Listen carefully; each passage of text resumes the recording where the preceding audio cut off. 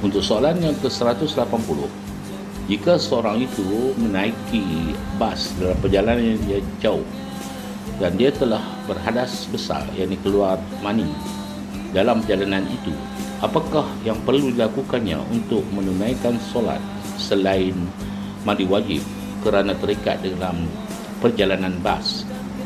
Adakah sah solatnya jika dia mengambil wudu dengan niat hadas besar dan kemudian kali kedua dengan niat hadas kecil, kemudian mengerjakan solat, ataupun dia berniat mengerjakan solat untuk menghormati waktu atas sebab darurat dan akan menggantikannya apabila sampai ke destinasi?